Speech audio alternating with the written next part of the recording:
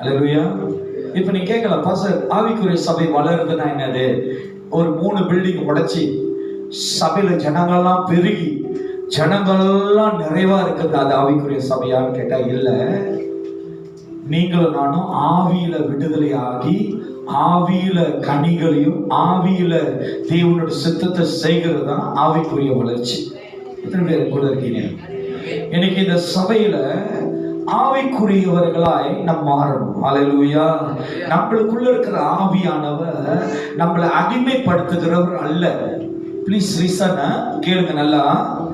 நம்மளுக்குள்ள இருக்கிற ஆவியானவர் இப்ப ஒரு பால் எடுத்துக்கிட்டு, ஒரு பால் எடுத்து உங்க இடுப்புல உங்க வயிற்று பகுதியில கட்டிட்டு தண்ணிக்குள்ள குதிங்களேன்.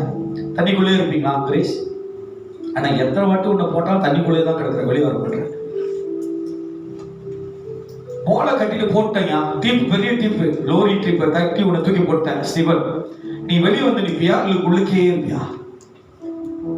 யோசிக்கிற. டீப்பியா போலியா பந்து என்ன பண்ணிடும்? கொண்டு வந்து இன்னைக்கு ஆவியானவர் நம்மளுக்குள்ள இருந்தார்னா நம்மளுடைய எல்லா பலவீனத்துல இருந்தும் நம்ம விடுதலாக்கி கொண்டு வந்து நம்ம ஆவிக்குரிய சபை. அல்லேலூயா.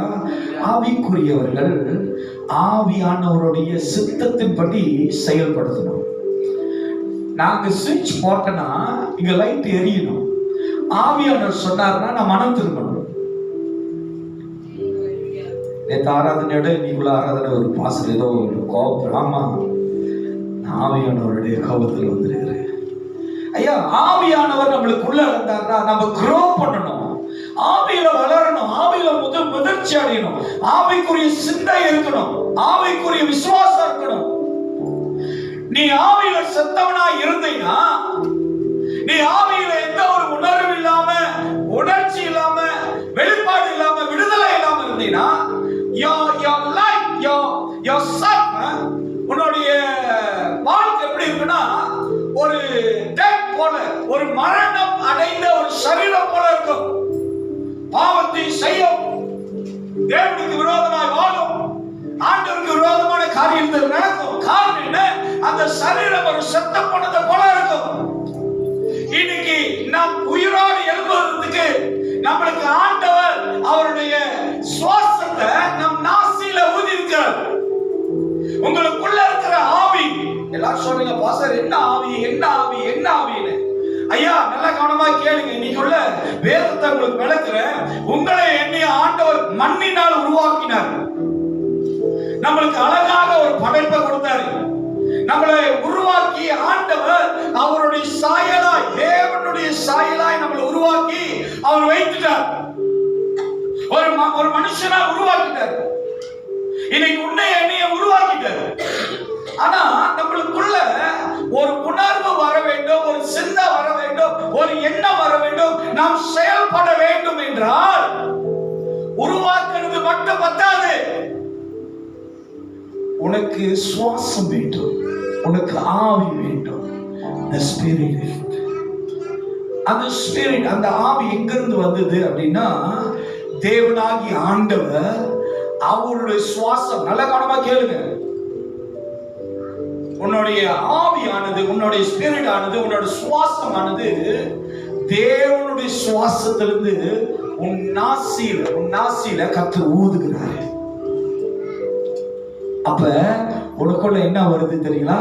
ஒரு ஜீவன் வருகிறது, ஒரு உயிர் வருகிறது, ஒரு ஆவி உனக்குள்ள வருகிறது. ஹல்லேலூயா.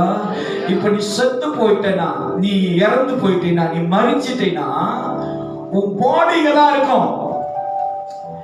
ஆனா எங்கிருந்து வந்ததோ சுவாசம், அந்த ஆவி அந்த இடத்துக்கு போயிடும். இன்னைக்கு உங்களுக்கு நான் சொல்லுகிற ஒரு பிரசங்கம், நல்ல கவனமாய் நீங்கள் கேளுங்க. நொறுகுண்ட இருதயத்தை, நறுகுண்ட ஆவியை உயிர்ப்பிக்கும் கர்த்தர். அல்லேலூயா. சங்கீதம் 34 அதிகாரம் 18வது வசனம் சொல்லுகிறது. Psalms 34 verse 18. வாசிப்போமாக. நொறுகுண்ட இருதயம் உள்ளவர்களுக்கு கர்த்தர் சமீபமாய் இருந்து நறுகுண்ட ஆவி உள்ளவர்களை ரட்சிக்கிறார். மறுபடியும் படிப்போமாக. நொறுகுண்ட இருதயம் உள்ளவர்களுக்கு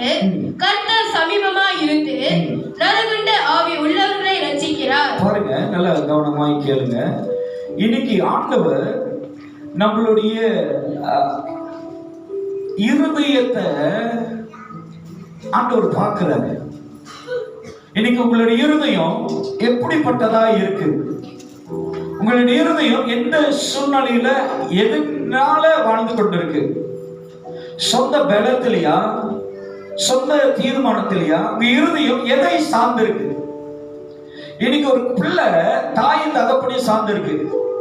அதே பிள்ளை வளர்ந்த பிறகு கணவனை சார்ந்திருக்கு. இன்னைக்கு ஒவ்வொருத்தருடைய இருதயம் எதை சார்ந்து, எதை நம்பி, யாருக்குள்ள வாழுது?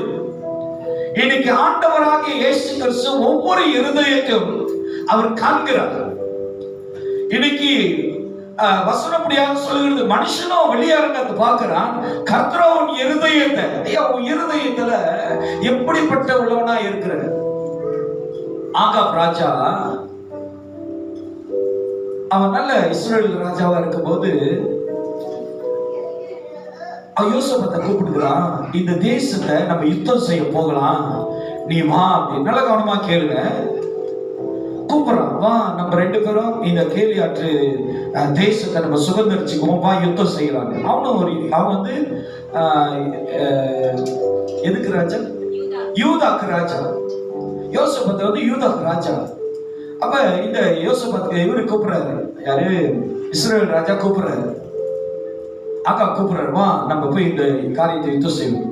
அந்த காலத்துல நம்மள மாரிதான் ஏதாவது ஒரு செய்ய போகிறாங்க, ஏதாவது ஒரு தீர்மானம் செய்ய போறாங்கன்னா அங்க இருக்கிற தீர்க்கதரிசிகளை, ப்ராஃபட்டுகளை கூப்பிட்டு இந்த மாரி நாங்க யுத்தம் செய்ய போகிறோம், போலாமா, நீ தேவனுக்கு கேளு. அப்ப அந்த நாட்களில் இருந்த 400 தீர்க்கதரிசி, நல்லா கவனமா கேளுங்க, 400 தீர்க்கதரிசிகள் இந்த ஆகாப் ராஜா கேட்கும் போது அந்த 400 பேரும் என்ன சொல்றாங்கன்னா, கர்த்தர் உன்னோடு கூட இருப்பாரு, நீ போய் யுத்தம் செய்யி, ஆண்டவர் ஜெயத்தை கொடுப்பாருன்னு சொல்லி இந்த 400 தீர்க்கதரிசியும் ஆகாப் ராஜாவை பார்த்து சொல்றாங்க. ஆகாப் ராஜா கூட இன்னொரு ராஜா இருக்கிறாரு, யோசேப்பத். அவரு அங்க நின்று கேட்டுட்டு இருக்காரு. இந்த 400 பேர் என்ன சொல்றாங்கன்னா, நீங்க போங்க, நீங்க போய் யுத்தம் செய்யுங்க, அங்க கர்த்தர் ஜெயத்தை கொடுப்பாங்க. ஹல்லேலூயா, ஹல்லேலூயா, ஹல்லேலூயா. ஆனா இங்க ஒரு ராஜா இருக்காருல்ல, யோசேப்பத். அவரு இந்த ஆகாப் ராஜாவை பார்த்து கேட்கிறாரு, வேற தீர்க்கதரிசிங்க வேற யாரும் இல்லையா? கடவுளுக்கு பயந்து உண்மையா இருக்கிறவன் யாரும் இல்லையா? அந்த ஆகாப் ராஜா சொல்றாரு, இங்க ஒருத்தன் இருக்கிறான்,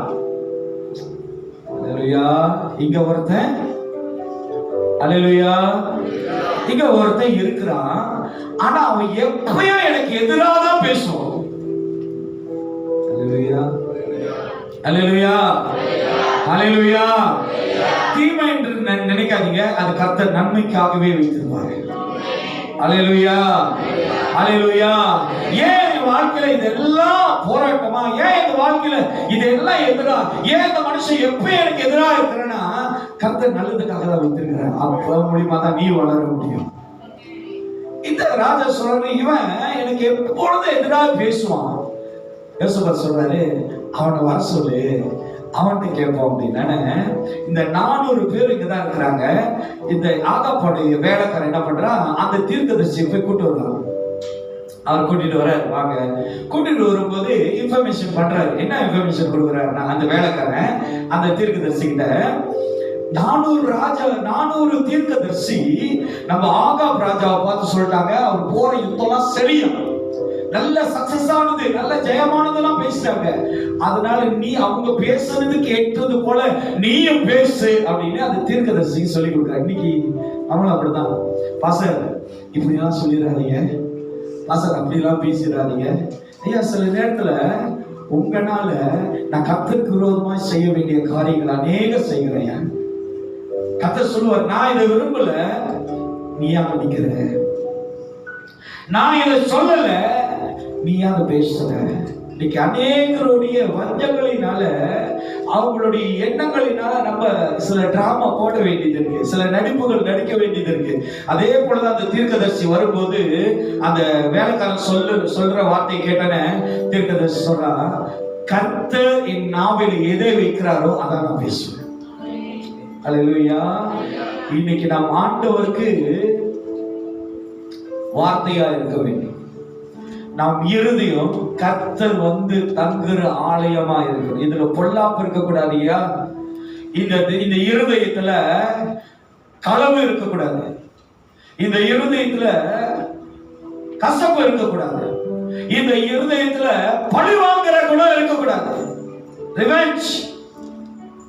நான் சொல்றேன், இதெல்லாம் உன் இருதயத்துல இருந்து ஆண்டவரே வாங்க வாங்கன்னா ஆண்டவர் வெளியே தான் நிற்பாரு, உள்ள வர மாட்டாரு. ஏன் தெரியுமா? உன் இருதயம் எப்படிப்பட்ட இருதயமா இருக்க? இயேசு சொல்றாரு, ஜெப ஆலயத்துல நீங்க என்ன கொண்டு வந்து வைத்திருக்கீங்க? எப்படி மாத்திருக்கீங்க? கல்லர் குகையாய். கல்லர் குகைன்னு என்ன தெரியுங்களா? அலிபாபா 42 திருடர்கள் கேள்விப்பட்டிருக்கீங்களா? அந்த குகையில என்னென்ன இருந்துச்சு? என்ன இருந்துச்சு? என்ன ஒரு மாதிரியா பாக்குறீங்க? பசியா இல்லையா? இன்னைக்கு மரியாக்காவையும் ரூபியும் இப்படி பார்க்கும்போது எங்கேயும் இட்லி கடையில போயிட்டு நல்லா இட்லி சாப்பிட்டு வாயிடும். எனக்கு அப்படிதான் மனசு உபவாசத்துல இருந்து ஜோம் பண்ணிக்கிட்டு இருக்கிறேன். மனசு அடைச்சுக்கிட்டுச்சு, கக்கிட்டேன். இப்ப நல்லா பிரசவம் பண்ண இல்லையா? நம்மளுக்குள்ள கசப்பு, வெறுப்பு, எல்லா விதமான பகையை வைத்திருந்தா ஆண்டவர் உன் இருதயத்துக்குள்ள வரமாட்டாரியா, வாசம் செய்ய மாட்டாரியா? உன் இருதயம் கல்லர் குகையை போல தீமையும் அக்கிரமங்களும் பொல்லாம இருந்தா தேவன் வரமாட்டார். எப்படிப்பட்ட இருதயம் உள்ளவங்க வருவாங்க தெரியா? நொறுங்கி போய் உடைந்து இருக்கிற வேதனையில் இருக்கிற இருதயத்தின் மத்தியில கர்த்தர் வந்து நிற்பாரு. அந்த தழும்புகளை கர்த்தர் குணமாக்குவார். இன்றைக்கு இந்த காலையில நம்மளோடு பேசுகிற வார்த்தையானது நொறுங்குண்ட ஆவியை ரட்சிக்கிறார்.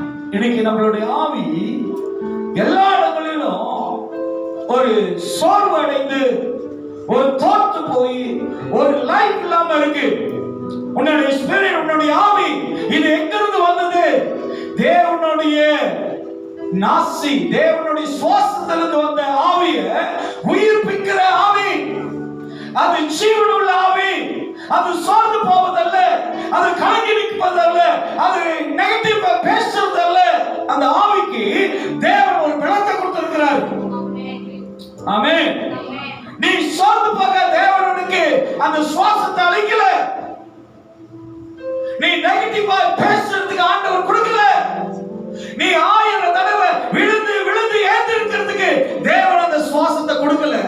தேவகுமாரன் விடுதலை ஆக்கினார். மெய்யாகவே நீ விடுதலை ஆவீங்க. ஹல்லேலூயா, ஹல்லேலூயா. இன்னைக்கு ஆண்டவர் இந்த சுவாசத்தை கொடுத்தது காரணம் என்ன தெரியுமா? நீ இந்த உலகத்தில் வருகிற எல்லா தீமையும் மேற்கொள்ள கர்த்தர் கொடுத்த வல்லமை உள்ள சுவாசம். சோர்வுக்கு இடம் கொடுக்காதீங்க. சோர்ந்து போக இடம் கொடுக்காதீங்க. இந்த ஆவியை பலப்படுத்துகிற கர்த்தர். அல்லேலூயா, அல்லேலூயா. தேவன் உங்களோடு கூட இருக்கிறார். நீ கேட்கிற எல்லா காரியங்களும் கர்த்தர் நிறைவேற்றுவார். தேவன் ஒரு நாள் கைவிட மாட்டார். நீ பாருங்க, ஒரு காரியத்தை, ஒரு விஷயங்களை அண்ணால நீங்க பார்க்கும்போது அவருக்கு வருகிற நெருக்கங்கள், அவளுக்கு வருகிற பாடுகள், அவளை குறித்த தீமையாக பேசும்போது அவருடைய ஆவி சோர்ந்து போயிட்டு, அதனாலதான் தேவ சமூகத்துல போய் அவன் கலங்கி நிற்கிறா, சோர்ந்து போயிருக்கிற. ஆண்டவரே, என்னுடைய ஆவி பலவீனப்பட்டு இருக்கிறது, என் ஆவி சோர்ந்து போயிருக்கு. மனுஷனோட வார்த்தை, மனுஷனுடைய அவங்களுடைய செயல் என்னை சோர்வடையுது. ஐயா, நான் சொல்றேன், கர்த்தருடைய ஆவி உங்களோடு கூட இருந்தார்னா, தேவனுடைய ஆவி உங்களை வழி நடத்துகிறார்னா, அவர் சோர்ந்து போவதல்ல, உன்னை பலப்படுத்தி கொண்டே இருப்பார். அதனாலதான் வசனம் சொல்லுகிறது, என்னை பலப்படுத்துகிற கிறிஸ்துவினாலே. ஏன் சோர்ந்து போகிறீங்க? யாருக்கு சோர்வு இல்லை? தேவன் அறியாத ஜனங்களுக்கு பிரச்சனை இருக்கு, சோர்வு இருக்கு, அவங்களுக்கு நிறைய போராட்டம் இருக்கு. அதே போல நம்ம வாழ்க்கையில இதெல்லாம் காணப்பட்டாலும் நம்மளை பலப்படுத்துகிறவர் கிறிஸ்து என்கிறத நீங்க ஒரு நாள் மறந்துடாதீங்க. உங்களுடைய ஆவியை பலப்படுத்துகிறவர் கர்த்தர். அல்லேலூயா. சபையின் மத்தியில, ஊழியின் மத்தியில காணப்படுகிற ஒவ்வொரு குடும்பத்தின் பிரச்சனை மத்தியில போகும்போது, ஆண்டவரே, ஆண்டவரே, அவர்களுடைய ஆவியை பலப்படுத்துங்க. உண்டாகிற எந்த காரியமும் அவர்கள் வீட்டுல தக்காத மணிக்கு விலக்கி போடுங்க. ஹல்லேலூயா, ஹல்லேலூயா. நம்மளை பலப்படுத்துகிறவர் கர்த்தர்.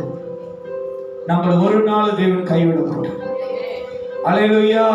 இந்த வசனம் சொல்லுகிறது பாருங்க, நொறுங்குண்ட இருதயத்திற்கும் உள்ளவர்களுக்கு கர்த்தர் சமீபமாய் இருந்து நறுகுண்ட ஆவி உள்ளவர்களை ரட்சிக்கிறார். நறுகுண்ட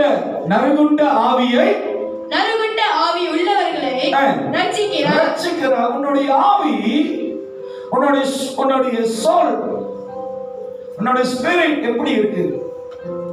எதனால எந்த நம்பிக்கையில வாழ்ந்துகிட்டு இருக்கு?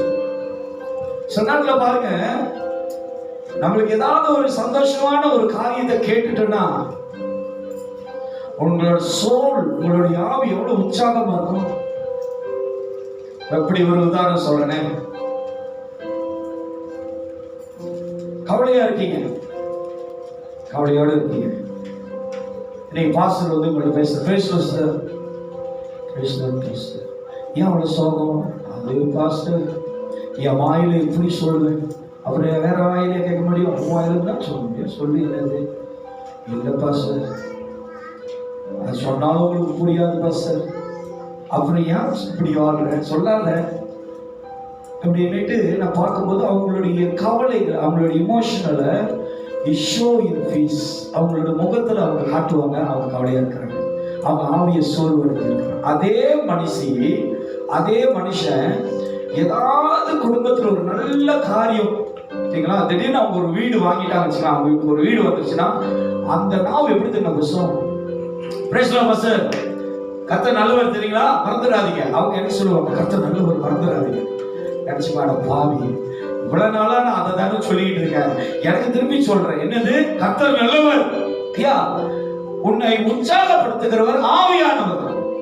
சோர்வுக்கு இடம் கொடுக்காத, சோர்ந்து போகாத, விழித்திருந்து ஜெபம் பண்ணு. இயேசு சொல்றாரு, சோதனைக்காரன் உங்கள் மத்தியில வரும்போது, நீங்க சோதிக்கப்படும் போது அந்த சோதனையில தப்பிக்கொள்ளணும்னா விழித்து ஜெபம் பண்ணு, உன்னுடைய ஆவியை பலப்படுத்து. ஐயா, நெகட்டிவா வந்து பேசுவாங்க, கேட்டு சோர்ந்து போகாத சொல்லுவாங்க, டிஃபிகல்ட்டா சொல்லுவாங்க. ஓ திஸ் கைனா, இந்த சிம்டம்னா இந்த டேஞ்சரஸ், அதுக்கு இடம் கொடுக்காத. அல்லேலூயா, அல்லேலூயா. நீ பிசாசுக்கு இடம் கொடுத்தீனா பிசாசு உன்னை ஆளுகை செய்வான். நீ தேவனுக்கு இடம் கொடுத்தீனா தேவ ஆவியானவர் ரூல் பண்ணுவார், ஆளுகை செய்வார். இன்னைக்கு இந்த காலை வேளையில உங்களுடைய ஆவியை யாரு பலப்படுத்துகிறார்? யாரு சோர்வுபடுத்துகிறார்? எதனால உங்களுக்கு பலன் வருது? எதனால சோர்வு வருது? உங்க ஆவியை பலப்படுத்துகிறவர் ஆவியானவர் கர்த்தர். வேதம் அதான் சொல்லுகிறது. நறுகுண்ட ஆவி உள்ளவர்களை ரட்சிக்கிறார். ஐயா, உன்னுடைய செயலை பார்த்து, உன்னுடைய நடக்கையை பார்த்து, உன்னுடைய வார்த்தையை பார்த்து நாம் உணரக்கூடாது, நான் கர்த்தருக்குள்ள எப்பொழுது பலனா இருப்பேன், என்னோட ஆவி தேவனுக்குள்ள உற்சாகமா இருக்கும், என்னோட ஆவி தேவனுக்குள்ள விடுதலையா இருக்கும். ஐயா, your soul, உன்னுடைய ஆவி தேவனுடைய வார்த்தையில நிலைத்திருந்தா ஒரு காலம் ஒரு விஷயமும் உன்னை சோதனைக்குள்ள உனக்கு எதிர்த்து நிற்க முடியாது. ஹல்லேலூயா. நான் சிங்கப்பூர்ல லாக்டவுன்ல இருக்கும் போது, நாங்க லாக்டவுன்ல அடைச்சு போட்டாங்க கூண்டுல. சிங்கப்பூர் உள்ளுக்கு கூண்டுல எங்களை அடைச்சிட்டாங்க, வெளியே போக முடியாது, தோட்டக்கெல்லாம் சாத்திட்டாங்க. நான் அந்த மாதிரி பிரிஞ்சு இருந்ததே இல்லை, மனைவி பிள்ளைகள் எல்லாம். அதுக்கு அடுத்ததுல சபையும் பிரிஞ்சு நான் இருந்தது இல்லை. ஏன்னா 1 வாரம் 2 வாரம் 3 வாரம் அப்படியே எக்ஸ்டெண்ட் பண்ணிக்கிட்டே போகுது. நாங்களா கரெக்டா ராத்திரி 8 மணிக்கு நானே மீடியா வசந்தம் டிவியை தட்டிடுவோம். படம் பார்க்கல, செய்தி பார்க்க போடுற எப்போ திறக்க போறாங்க சொல்லுவாங்களான்னு கொஞ்ச நேரம் கேட்டுட்டு போறது 15 நிமிஷம். இப்போதைக்கு நிலவரப்படி இந்த போர்டரை திறப்பது இல்லை, டிவி அடிச்சுட்டு போயிடும். இதான் எங்களோட வேலை. திறப்பது இல்லைன்னா அடிச்சுட்டு போயிடும். அன்னாடிக்கு இதுதான். அப்போ ஒரு சூழ்நிலை வந்தப்ப எனக்கு உடம்பு முடியாம, அங்க உடம்பு முடியாம போயிடுச்சு. அப்ப என்னுடைய பேனல் கிளினிக் போனேன். என்னோட பேலி கிளினிக்ல செக் பண்ணி சொல்லிட்டாங்க, சாரி மிஸ்டர், உங்களுக்கு வந்து அப்பெண்டிஸ் கட்டி, சஸ்பெக்ட் அப்பெண்டிஸ் கட்டி, நாங்கள் உங்களுக்கு வந்து NIH அனுப்புகிறோம், நீங்கள் அங்கே போய் ஸ்கேன் பண்ணி பார்த்துட்டு அவங்க ரிஃபர் பண்ணாமல் ஆப்ரேஷன் பண்ணக்கூடாதான்னு. நான் என்னது அப்பெண்டிஸ் கட்டியா, எனக்கு அந்த மாரிலாம் எதுவுமே இல்லையே, நம்ம திடீர்னு இந்த மாதிரி கொண்டு போகிறான், என் மனைவி பிள்ளைங்களாம் அங்கே இருக்க அப்படின்னு சொல்லிட்டு அந்த சிந்தையோட வேலைக்கு வந்துட்டேன். அப்போ என்னுடைய சர்க்கிள் இருக்கிற சூப்பர்வைசர்ஸ் சைனீஸ் எல்லாம் வந்து என்ன சொன்னாங்கன்னா, ஏய் இந்த மாதிரி இஷ்யூலாம் நான் கேள்விப்பட்டிருக்கிறேன், உன்னை யார் பார்த்துக்குவா, உன்னை யார் இது பண்ணுவா, உனக்கு திடீர்னு ஆப்ரேஷன் பண்ணாங்கன்னா நீ வந்து அங்கே அனாத மாரி இருக்கணும், இது அதுன்னு சொல்லி என்னை வந்து ரொம்ப என்னுடைய உற்சாகத்தை, என்னுடைய நம்பிக்கை, என்னுடைய ஆவியை சோர்ந்து போகிற அளவுக்கு கொண்டு வந்தாங்க. நானா ரொம்ப சோர்ந்து, ஒரு பாசு பாருங்க, எனக்கு ஒரு சோர்ந்து போயிட்டேன். அப்ப அன்னைக்கு 2 நாள் MC கொடுத்தாங்க, வேலை எடுத்து சொல்லிட்டாங்க, நீ போய் ரெஸ்ட் பண்ணும் போது அப்படின்னு, நீ நாளைக்கு கிளினிக் போ, நீ 2 நாள். நான் சொன்னேன், இல்லை எனக்கு 2 நாள் ரெஸ்ட் கொடுங்க, நான் பதில் சொல்றேன்னு சொல்லிட்டு நேராக ஹோட்டலுக்கு வந்தேன். விடிய கால 3 மணிக்கு நான் ஹோட்டலுக்கு வந்தேன். ஆண்டவர் சகோதரர் ஜெபம், கர்த்தாவே இந்த உலகத்துல வருகிற எல்லா செயலும் வார்த்தையும் என்னுடைய ஆவியை உடைக்கும், என் ஆவியை சோர்வு பண்ணும். ஆனா பரலோகத்திலிருந்து இறங்கி வந்த பரிசுத்த ஆவியானவர் எனக்கு புதிய பலனை கொடுப்பீங்க, என்னை விடுதலை ஆக்குவீங்க. ஜெபம் பண்ணையா, கர்த்தர் இடத்துல ஜெபம் பண்ண. அப்பதான் கேட்கிறேன், ஆண்டவரே நான் இந்த சிங்கப்பூர்ல இருக்கணுமா, இல்ல ஆண்டவரே உங்களோட ஊழியத்துக்கு நான் போகணும்? அப்பதான் நானே கேட்கிறேன். அப்பதான் கர்த்தர் சொல்றாரு, எல்லாத்தையும் மூட்டை கட்டி வச்சுட்டு என்னோட ஊழியத்துக்கு கடந்துவா. அல்லேலூயா. நான் என் பிள்ளைங்களுக்காக, என் மனைவிக்காக நான் வர கிடையாது, தேவனுடைய சமூகத்தை விசுவாசித்து வந்தேன். வந்து லாக்டவுன் அந்த என்னது 14 நாள் என்னது குவாரண்டைன் பண்ண, அதுவும் அங்க வர தண்டனை 14 நாள் கண்ணாடியே பார்த்துக்கிட்டு இருக்கு. சிஸ்டர் வந்து கீழே வந்து பாய் கட்டுவாங்க, மோனஸ்ட்ரியில நானும் பாய் இப்படிதான் பார்க்க முடியாது. சோதனை ஆசையோட 100+ போத்த வேண்டாம், தப்பளே தான் இனி தப்பளே பாக்கி 100+ பார்த்ததோட அப்படியே திரும்பி போயிடுச்சு. நிறைய சோதனை. வந்துட்டு நேரா போய் பிரைவேட் கிளினிக்ல போய் செக் பண்றேன்.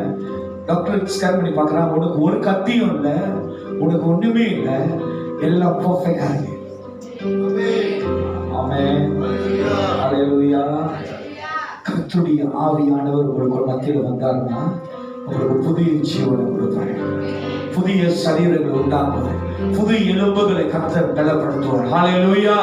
கர்த்தருடைய ஆவி இன்றைக்கு நம்மளோடு இருக்கிற சோர்வின் மத்தியில, நம்மளோடு இருக்கிற வேதனை மத்தியில, காயங்கள் மத்தியில, சோர்ந்து போகிற மத்தியில கர்த்தருடைய ஆவி உங்களோடு கூட நிற்பது, உங்களோடு கூட இருப்பது. ஹalleluya. சோர்வு கெட கொடுக்காதீங்க, சோர்ந்து போகாதீங்க. பலவீனமாய் பேசுகிறவர்கள்ட்ட தேவனை குறித்து விசுவாசமா பேசுங்க. சொல்லுவாங்க உன்னால முடியாது, சொல்லுவாங்க இதெல்லாம் நடக்காது. ஆனா தேவனால் கூடாதது ஒன்றும் இல்லை. உங்க தேவனால் கூடாத காரியங்கள் ஒன்றும் இல்லை. ஹalleluya. தேவன் செய்கிற காரியங்கள் அது பயங்கரமா இருக்கும், அது அற்புதமா இருக்கும், அது பரலோகத்தில் செய்யப்படுகிறது போல உங்கள் வாழ்க்கையில கர்த்தர் செய்வார். தேவனை நம்புங்க. சங்கீதம் 147 அதிகாரம் 3வது வசனம் சொல்லுகிறது, இருதயம் நொறுங்குண்டவர்களை குணமாக்குகிறார், அவர்களுடைய காயங்களை கட்டுகிறார். ஹalleluya. தேவன் உங்களுடைய காயங்களை கர்த்தர் கட்டுவார், குணமாக்குவார். காயங்களை குறித்து வருத்தப்படாதீங்க, காயங்களை குறித்து ரொம்ப வேதனைப்படாதீங்க. சூழ்நிலைகள் நடந்த சம்பவங்களை நினைத்து நீங்களே வேதனைப்பட்டு நீங்களே சோர்ந்து போகாதீங்க. கர்த்தர் செய்தது எல்லாம் நன்மைக்காகவே என்று கர்த்தரை மகிமைப்படுத்துங்க. ஹalleluya.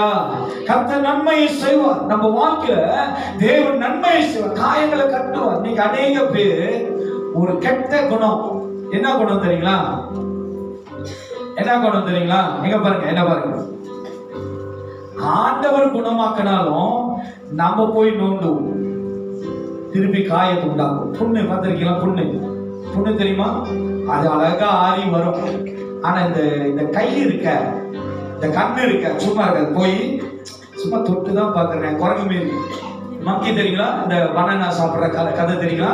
அது தொட்டு தான் பார்ப்போமே, கிள்ளி தான் பார்ப்போமே, இது உரிச்சு தான் பார்ப்போமே, ரத்தம் வந்து தான் பார்க்கணுமே, அது பெரிய ப்ராப்ளம் ஆகட்டுமே. அது நம்ம தான் பண்றது. காயங்களை கட்டுகிறவர் கர்த்தர். உன் வாழ்க்கையில நடந்து முடிந்த காரியங்களை கர்த்தர் தான் உன்னை விடுதலை ஆக்கினார். அதை மறுபடியும் நீ பேசோ, மறுபடியும் அதை சிந்திக்கோ, மறுபடியும் அதை குறித்து நீ தியானிக்கோ கர்த்தர் அனுமதி கொடுக்கல. அதை மறந்துடு, விட்டு வந்துரு. நல்ல பாருங்க வேதத்தை. ஆபிரகாம் வந்து சிலை செய்கிறவன், அவன் விசுவாச தந்தையா மாறிட்ட பிறகு அவன் அதை பத்தி பேசிக்கிட்டு இருந்தானா? உனக்கு தெரியுமா, நான் இந்த ஊர்ல நான் இதெல்லாம் செஞ்சுக்கிட்டு இருந்தேன், நான் இப்படி எல்லாம் தேளந்தெல்லாம் வச்சு பேசுறான் ஆபிரகாம்? பேசல. இன்னைக்கு நம்ம வாழ்க்கையில வந்த எல்லா காயங்களும் தேவன் கட்டிட்டாருன்னா நீ மறுபடியும் அதை அறிக்கை செய்றீங்க. நீங்க ஏன் அதுக்கு நீங்க இடம் தரீங்க? அல்லேலூயா, அல்லேலூயா. அன்னைக்கு ஒரு சகோதரர் என்கிட்ட சொன்னாரு, பாஸ்டர் இந்த பிரதரையும் அங்க போட்டிருக்கீங்க, அவன் சரியான ஒரு குடிகாரன்.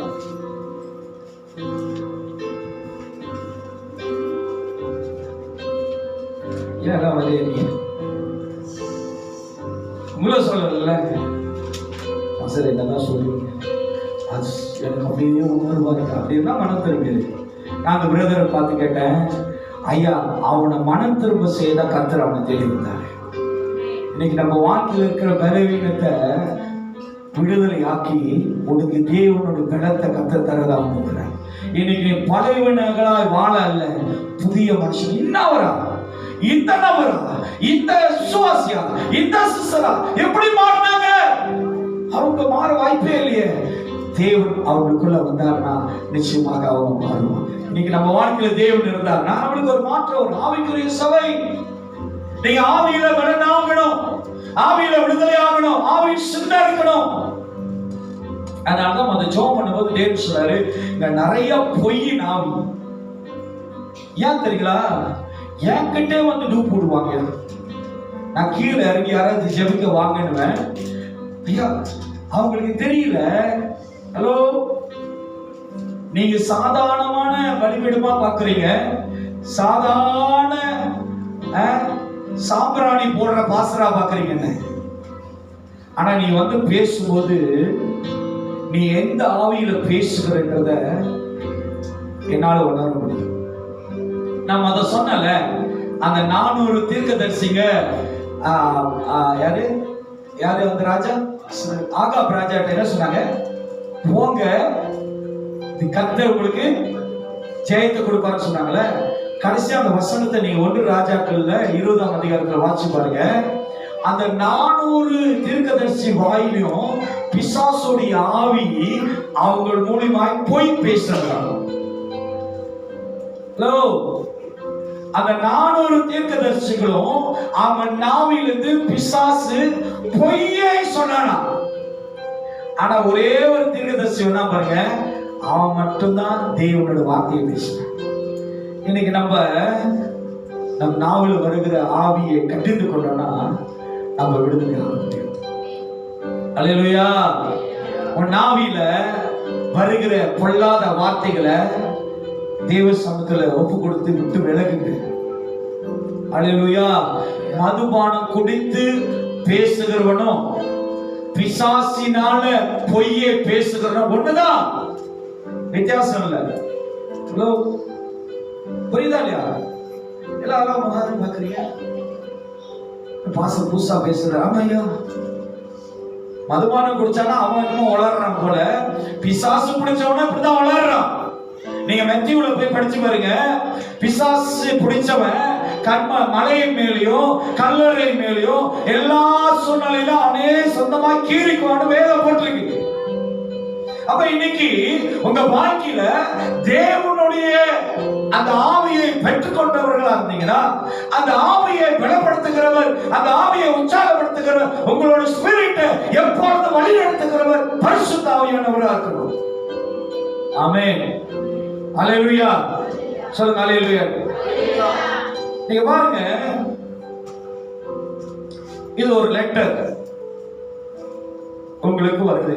அது ஹாஸ்பிட்டல் இருந்து வரட்டும், வேலை இடத்துல இருந்து வரட்டும், சரி எந்த சூழ்நிலையில இருந்து வரட்டும், இத படிச்சு பார்த்துட்டு இதில் உள்ள பலனை, இதில் உள்ள வார்த்தை கேட்டு உன்னுடைய ஆவிய சோர்ந்து போக விடாது.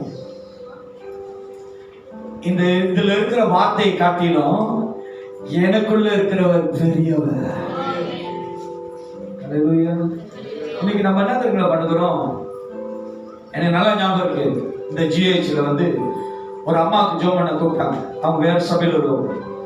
அவங்க வந்து 20% தான் அவங்க லைஃப் இல்லை பசங்க வந்து ஜோம் பண்ணுங்க. அப்போ நான் போனப்ப நான் அவங்கள பார்த்த சூழ்நிலையில உண்மையிலே ரொம்ப கிரிட்டிக்கலா இருக்கிறாங்க. சுத்தி நான் உள்ளுக்கு போகும்போதே எல்லாம் எனக்கும் முக்கால்லாம் போட்டு தான் அனுப்பிவிட்டாங்க. மூஞ்செல்லாம் மூடிட்டாங்க, கண்ணை மட்டும் பார்த்து விட்டு உள்ளுக்கு விட்டுட்டாங்க. அப்ப நான் சொன்னேன், அழுகுறாங்க, பஸ் என் கணவர் என் பையனெல்லாம் பார்த்துக்க பஸ், நான் வர மாட்டேன். எனக்கா என்கிட்ட ஏதாச்சும் ஒரு ஆம்பு இருந்தால் ஒரே அடி. வரமாட்டேன்றதுக்காக நான் அவளுக்கு வந்தேன், உன்னை கூட்டு போறதுக்கு தான் நான் வந்தேன். நான் வரமாட்டேன்னா அதுக்கு என்னையா கூப்பிட்டேன், ஒரே பேருக்கு வந்தேனே. மனசுக்குள்ள பேச முடியாதுல்ல, அவங்க இருக்காங்க. அப்ப நான் சொன்னேன், அம்மா உன்னோட ஆவி விசுவாசத்தை விட்டு விசுவாசம் உள்ள தேவனை நம்பு, இந்த படுக்கையிலிருந்து கர்த்தர் எழுப்புவார். ஆமென். அப்ப அந்த அம்மா போட்டிருந்த மாசை கட்டிட்டு, பாஸ்டர் உங்களுக்கு தெரியாது, இங்க ஒரு 10 டாக்டர் இருக்கிறாங்க, என்னை சுத்தி என்ன சொல்றாங்கன்னா, நீ எப்படி இந்த ஹாஸ்பிட்டல் விட்டு வெளியாகிற நான் பாக்குறேன், உன்னை எங்கேயோ கொல்லாம விட மாட்டேன் அப்படின்னு சொல்றாங்க. எந்த டாக்டர் அந்த மாதிரி சொல்ல மாட்டாங்களே. அப்பதான் தெரிஞ்சு இது டூப் போடுற ஆவி. இதுக்கு இங்க கனவு கூட பிள்ளை கூட வாழ இது விருப்பம் இல்லை, இவனுங்க கூட வாழ கூட போயிடலாம்னு நினைக்குது போல. அவன் நினைச்சா, நீ அவன் அப்படியெல்லாம் பேசுற, ஆண்டவர் நம்மளை மறிக்கிறதுக்காக தேவன் நம்மளை தேடி வரல, நம்மளுக்கு ஜீவனை தரக்கிறத தேடி வரல. ஏன் கைகளை அவங்க மேல வைத்து ஜெபித்த ஆண்டவரே, முதலாவது இங்க சுத்தி இருக்கிற எல்லா மரண கட்டுகளை நான் உடைக்கிறேன், நிர்மூலமாக்குறேன்.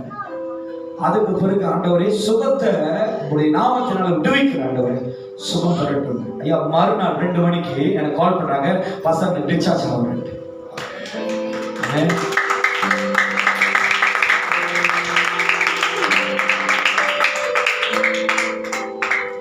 அது முன்னாலே முடியும். நீங்க செய்தால் கர்த்தர் செய்வார், நீங்க ஜெபித்தாலும் கர்த்தர் கேட்பாரு. நீ விசுவாசத்தில் தேவ மகிமை காண்பார். நீங்கள் நானும் தேவனை விசுவாசிக்கிறோம், கர்த்தருடைய பலனை ஏற்றுக்கொள்ளணும், தேவனுடைய ஆவியை தரித்துக் கொள்ளணும். கர்த்தர் என்னோடு கூட இருக்கிறதுனால உலகத்தில் இருக்கிறவனை காட்டிலும் என்னில் இருக்கிற தேவன் பாரியம். கர்த்தருடைய ஆவியில. அதனால சில நேரத்துல யாராவது ஏதாவது பேசினா கேட்காத மேலே போயிருக்கு. ஏன்னா இது தயிர் வடை மாரி, அந்த என்ன விட நடுவில் ஒரு மாதிரி இருக்குமே, என்னது ஓட்ட வடை, இதெல்லாம் அப்படிலாம் பேச போயிருக்கு. ஏன் ஆவியை கெடுத்து சொல்லுவோம். ஏன் பாஸ்டர் வந்தா நான் ஆஃபீஸ் போயிருக்கேன், நான் வெளியே இருந்தா என்ன வீணாக்கிடுவேன், நான் உள்ளுக்கு போயாச்சும் காப்பாத்திக்கிறேன். அல்லேலூயா. போன வருஷம் ஒரு சகோதரன் 40 நாள் உபவாசம், நீங்க தான் சிஸ்டர் சொல்லியிருந்தேன், 40 நாள் உபவாசம் சபையில சொல்லியாச்சு. அந்த சகோதரன் எப்ப பார்த்தாலும் என்ன சொல்றாரு, பாஸ்டர் உபவாசம் எடுப்போம் பாஸ்டர், கர்த்தர் நான் சொல்றாரு. சரி, வெரி குட். நான் உபவாசம் ஜெபம் பண்ணிட்டு இருக்கேன், அடிக்கிறாரு, பாஸ்டர் பிரேசலோர் வந்து பாஸ்டர் சாப்பிட்டீங்களா? இல்லையா, நீங்க மீன் கறி ஆர்டர் பண்ணிருக்கேன். ஐயா நீங்க உபவாசம் தாங்க. Sorry pastor, sorry pastor. நம்ம ஆவிய டெம்ப்டேஷன் சோதனைக்குள் உட்படாதபடி ஏன் என்ன மறைக்கிறீங்க? கர்த்தர் முன்பாக உங்க ஆவி நிலவுவதாக. ஆமென். ஐயா சோர்வான ஆவிகளை தரித்துக் கொள்ளாதீங்க, பலவீனமான ஆவிகளோடு நிற்காதீங்க. உங்களை பாவத்துல தள்ளுகிற மாமிசத்தின் கிரைகளை விட்டு விலகுங்க. அல்லேலூயா, அல்லேலூயா, அல்லேலூயா. உங்களுக்கு தெரியும், நீ அங்க போனீங்கன்னா பலவீனமா ஆவேன்னு தெரிஞ்சா அந்த இடத்தை விட்டு என்ன பண்ணு, அங்க உட்கார்ந்து தேவன் என்ன காப்பாத்து. நானே காப்பாற்ற மாட்டேன். உன்னை யார் அங்க போக சொன்னாங்க? நீ அங்க போன பலவீனத்துல பாருங்களேன். நம்ம அண்ணன் இருக்கிறார்ல, தாவீது அண்ணன், பெல்கனியில போனனாலதான் விழுந்தாரு. அரமணத்துல யுத்தத்துக்கு போயிருந்தா விழுந்துருப்பாரா? ஜெயகா இவருக்கு தேவையா? என்ன பண்றாரு? பெல்கனியில காத்து வாங்க போறேன். சிஸ்டர் ஏதோ பாட்டு பாஸ்டர் பாட போறான்னு நினைச்சிருக்காரு. ஆனா காத்து வாங்க போனவர் எதை போய் வாங்கினாரு? இணை புரியாத இருக்கிறீர்களே, பாவத்தை வாங்கிட்டு வராது. பச்சை பால் குளிக்கிறத ஐடியா பண்றாரு. அவன் யாரு? பச்சை பால். சரி, அவன் புருஷன் ஊரியா. அவனை அனுப்புறோம், இவளை எடுத்துக்கிறோம். பொல்லாத சிந்தையா உன் ஆவிய தேவனுக்குள்ள காத்து கொடுங்க. இன்னொரு ஆவி யோசப்பு சொல்றா, ராணி சொல்றா, இங்க யாருமே யோசப்பா யோசப்பா நீ அங்க வாசிக்க முடியல, வெயிட் பண்ணி 7 மணி இருக்கும். ராணி வந்து சொல்றா, ராஜா இல்ல, அரண்மனையில யாரும் இல்ல, வா ராணி எல்லாரும் ஓடி போயிருப்பீங்க. ராணி கூட்டுறது பாஸ்டரை சேர்த்து பாஸ்டர் சொல்ற, அவர் மட்டும் பாருங்க சொல்லவே இல்லைன்னு ஐயா. யோசிப்பு சொல்றா, நான் கர்த்தருக்கு விரோதமா எப்படி பாவம் செய்யறது? எவ்வளவு நல்ல பாருங்க, அவன் ஆவி எப்படிப்பட்டதா இருக்கு பாருங்க. கர்த்தருக்கு விரோதமா நான் எப்படி பாவம் செய்யறது? இன்னைக்கு நம்ம அப்படிப்பட்ட ஆவி உள்ளவர்களா இருக்கணுமே. ஹல்லேலூயா. பாவத்தை விட்டு விலகி, பாவத்தை மறுதலித்து, பாவத்திற்கு ஓடுகிற ஆவி உள்ளவர்களா இரு. பாவத்தை நேசிக்காத, பாவமான செயல் பின்னாடி உன்னோட ஆவியை ஒப்பு கொடுக்காத. இன்னைக்கு பழி வாங்குற குணம் ஏன் தெரியுமா உங்களுக்கு வருது? இந்த ரத்தம் கத்தி எடுத்தா என்ன பண்ணும்? கத்தி எடுத்தா குத்தி இருக்கணும், ரத்தம் பார்த்து எங்கிருந்து திரும்ப வருது? ஏசுகிட்டு இருந்தா சொல்லுங்க, எங்கிருந்து வருது? உன்னுடைய ஆவி ஒண்ணு விடுதலை ஆகல, உன்னுடைய ஆவி ஒண்ணு விடுதலை ஆகல. ஏன் அந்த பழி வாங்குற குணம், ஏன் அந்த ரிவெஞ்ச் பண்ணுகிற குணம், ஏன் உனக்கு அந்த இருளான குணம்? என்ன, உன்னுடைய ஆவி வெளிச்சத்துக்குள்ள வரல. இயேசு வெளிச்சமானவர், பரிசுத்த ஆவியான வெளிச்சத்தை உண்டாக்குறவர். ஆமென். இன்னைக்கு உங்களுடைய ஆவி நறுகுண்டதா இருந்தா உங்க காயங்களை கர்த்தர் காட்டுவார், உங்களை பலப்படுத்துவார். உங்க ஸ்பிரிட் எப்பயும் உங்களுடைய ஆவிய கர்த்தருடைய வார்த்தையினால் உற்சாகப்படுத்துங்க. தேவனுடைய வார்த்தையை கொண்டு அந்த வார்த்தையை, அந்த ஆவியை பலப்படுத்துங்க. சோர்வா பேசுறாங்க, நெகட்டிவா பேசுறாங்களா, அவங்களோட வார்த்தையை அப்படியே நிப்பாட்டி காச்சுன்னு வாய் அடைச்சிருக்கு. எப்படி அடைங்க? இப்ப கணவர் பேசிக்கிட்டு இருக்காரு வச்சுக்கா, மனைவி பாருங்க என்ன பண்ணுங்க, வேணும் போட்டு அறிஞ்சிடாங்க. அப்படி சொல்லல, நான் உங்களுக்கு அப்படி கத்துக் கொடுக்கல. பாருங்க, அழகா வந்துருக்காங்க.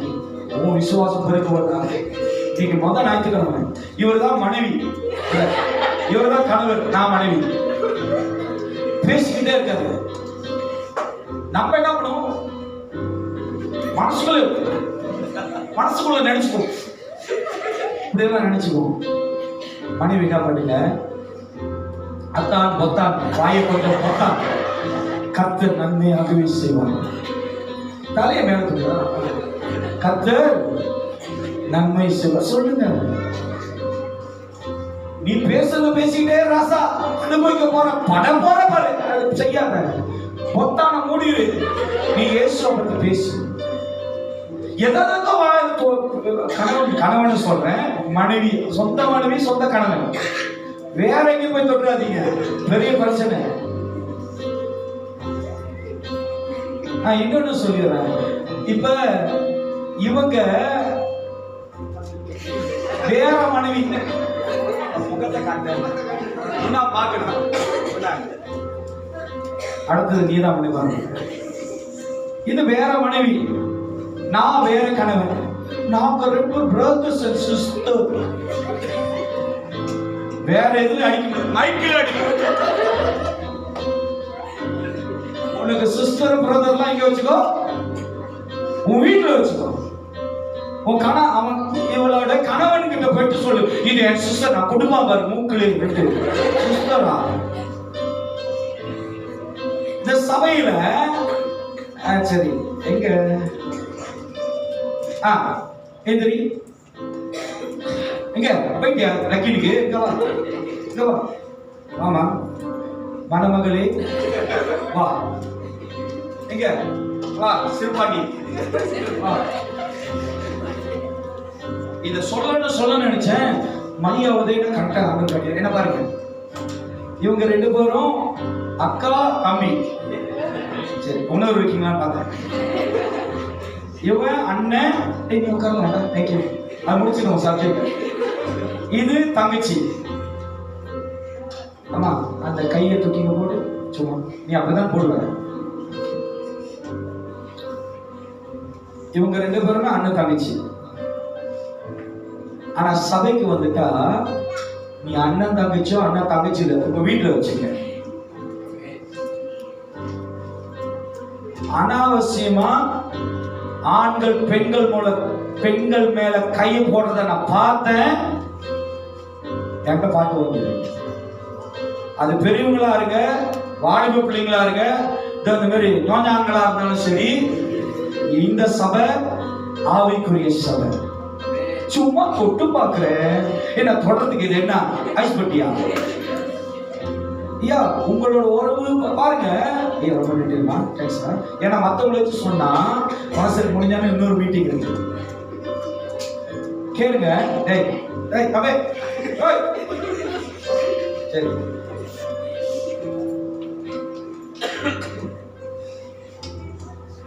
பாசுக்கு போறாம நாங்க அண்ணன் தங்கச்சியா பழகுறது. ஐயா நான் பாடி படுறது எனக்கு தான் தெரியும், அண்ணன் தங்கச்சி தான். அப்புறம் நாளைக்கு ஒரு நியூஸ் வரும் பாருங்க, பாய் ஃப்ரெண்ட் மஜ்னு யாருமா மும்தாஜ்.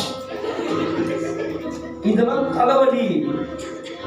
நான் சபைக்கு கொண்டது உங்களை ஆவிக்குரிய பிள்ளைகளா மாத்த. ஆனா நீங்க மாமிச பிரகாரமான பிள்ளைகளை மாத்த செய்யாதீங்க. சபை ஒழுக்கம் உள்ளது, சபை ஒழுங்குபடுத்துகிறது. அனாவசியமா யார் கை, ஆண் பெண் கை மேல போடாதீங்க. அன்னைக்கு நானும் சிஸ்டரும் ஒரு பின்னரல், இவங்க நான் எங்க போனா கூப்பிட்டா வரமாட்டாங்க. நான் சொன்ன வாமா ஒரு பின்னரல் நம்ம கத்துக்கோ, நான் கூப்பிட்டு பாருங்க. அங்க ஒரு கணவர் இறந்துட்டாரு, ஒரு மனைவி பொட்டி மேல சாஞ்சி இருக்காங்க. நான் போயிட்டு என்ன நான் மனைவி பேருல நான் போயிட்டு அங்க இருந்து ஒரு பாஸ்டர் வந்தாரு.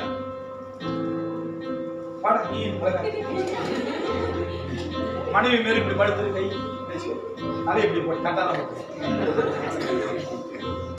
அவர் ஏதோ ஒரு ஆவியில ஏதோ ஒரு பாசத்துல கவலைப்படாதவனா தேவன் உன்னோடு கூட இருப்பாரு அப்படின்னு அவரு ஆறுதல் படுத்திட்டு இருக்காரு. அந்த கான்வெகேஷன் அந்த அம்மாவுக்கு அந்த பாசத்துக்கு ஆமா தானே.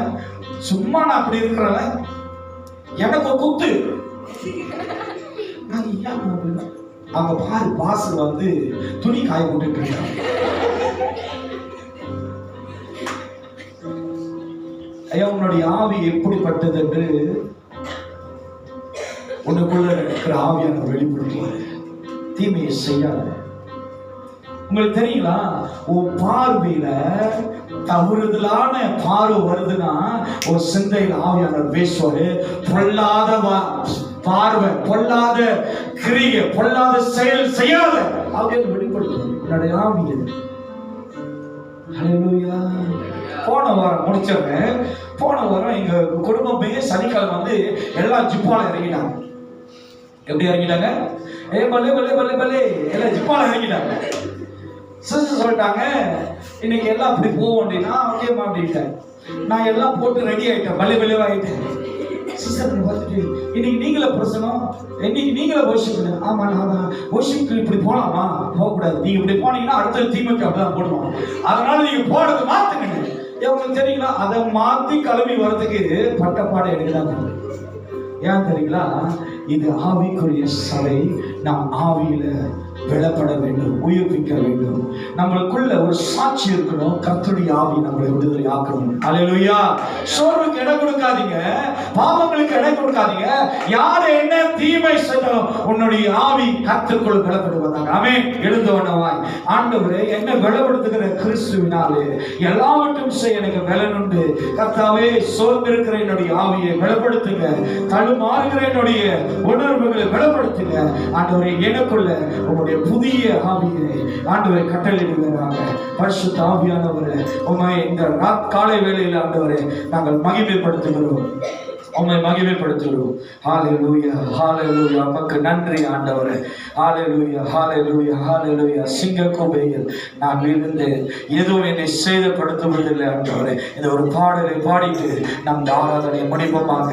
சிங்கக்கோபையில் நான் விழுந்தேன், எதுவும் என்னை சேதப்படுத்துவதில்லை என்று ஆண்டவரை மகிமைப்படுத்தி உங்க ஆவியை கர்த்தருடைய சமூகத்தில் ஒப்பு கொடுங்க.